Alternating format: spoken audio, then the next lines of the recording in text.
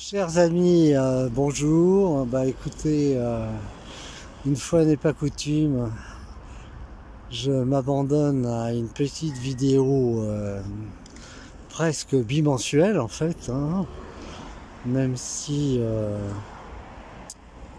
j'écris assez régulièrement sur Résidence TV et vous pouvez suivre mes petits billets.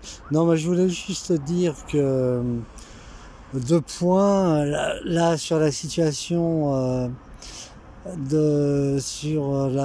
sur ce qui se passe là entre la Russie et le régime ukrainien.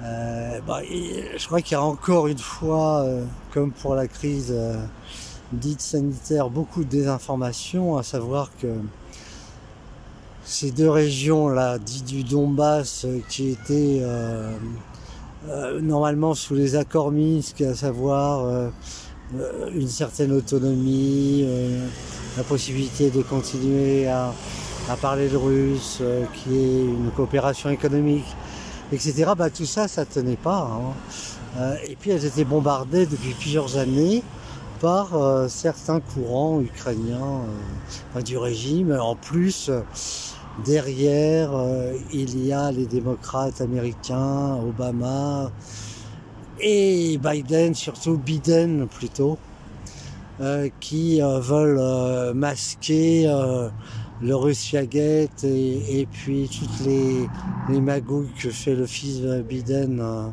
en Ukraine, hein. Le rapport Durham l'explique bien.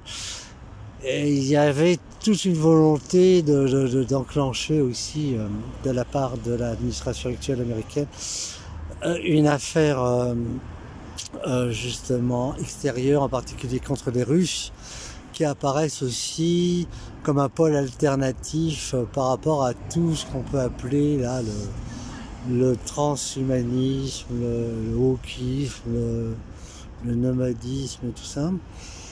Et donc il y a une volonté pugnace de ce que j'appelle la secte hygiéniste, scientiste, affairiste, de renimer une situation externe, en particulier là-bas.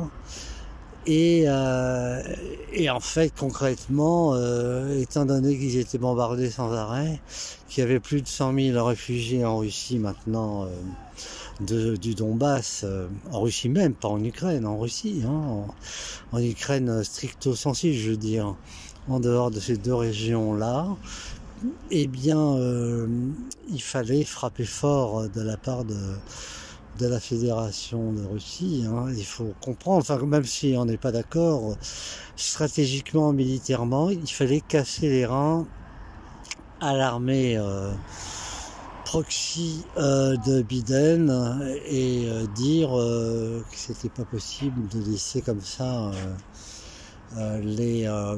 ces forces-là continuer à bombarder ces deux régions. C'était impossible de laisser comme ça les choses s'envenimer. Et donc il fallait dans un premier temps rentrer dans la région. Et voyant qu'il y avait des forces spéciales ukrainiennes, liées au régime actuel, nées d'un coup de force, hein, faut pas oublier, et en sous-main des agents secrets des forces de la CIA, etc. Il fallait justement dire non. Je crois qu'à ce moment-là, en France, le courant dit souverainiste se trompe complètement, hein, y compris Zemmour d'ailleurs, qui dogmatiquement s'affiche sur le fait que, étant donné que juridiquement le Donbass fait partie de l'Ukraine, si la Russie attaque ces deux régions, alors c'est une invasion, alors que plus... il le dit en second lieu en même temps. Mais il parle uniquement de la question de l'OTAN, que l'Ukraine, en force Ukraine à vouloir rentrer à l'OTAN, alors que, et aussi de ce qui se passe dans ces deux régions. Mais malgré tout, je pense Zemmour fait une erreur de croire qu'en s'alignant comme ça sur la doxa dominante de la secte, eh bien on lui fera on le pardonnera, on lui donnera ses signatures de maire qui lui manquent, etc. Non, c'est beaucoup plus complexe, hein, c'est vraiment très complexe, parce que c'est une bagarre qui va durer des décennies entre les globalistes de la secte qui veulent vraiment détruire les nations. Maintenant, c'est clair, hein, moi j'étais naïf sur ces questions-là, je pensais que c'était uniquement idéologique. Non, non, c'est vraiment plus fondamental, hein, c'est créer toute une situation cybernétique de manipulation hygiéniste, avec des manipulations génétiques, génitales, avec le trans, hein, avec les trans, à tout prix produire variant sur variant par le biais de l'infection d'injection à répétition. Là, bon, il va y avoir une accalmie en France pendant quelques mois, mais ça va repartir de plus belle, puisque d'après ce qu'on sait, il s'était divulgué là, chez Berkoff, là, le gouvernement français, par exemple, a acheté à partir de mai un certain nombre de doses pour la 4e.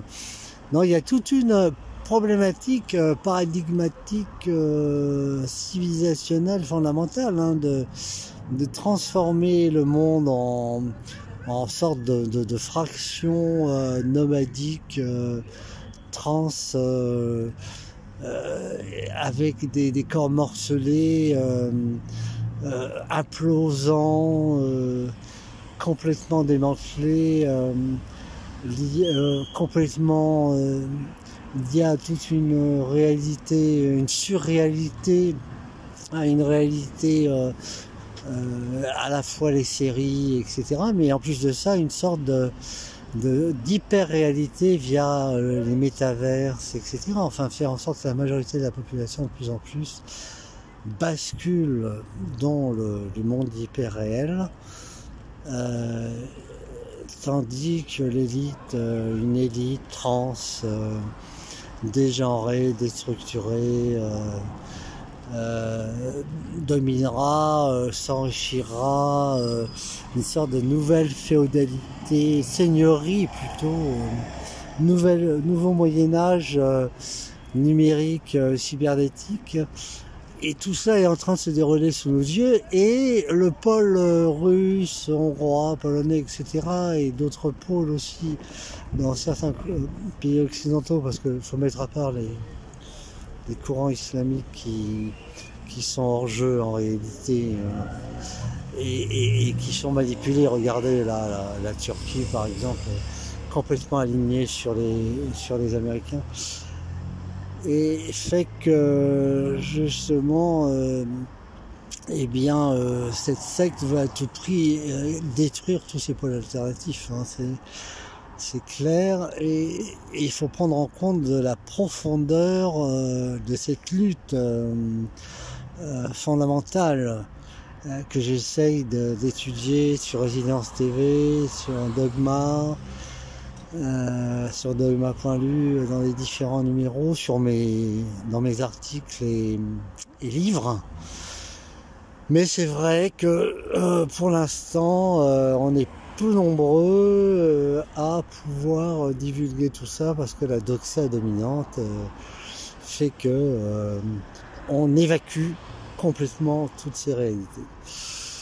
Bon, bah écoutez, voilà, c'est tout ce que je voulais vous dire, et à la prochaine, sans doute après les dépôts d'investiture, pour voir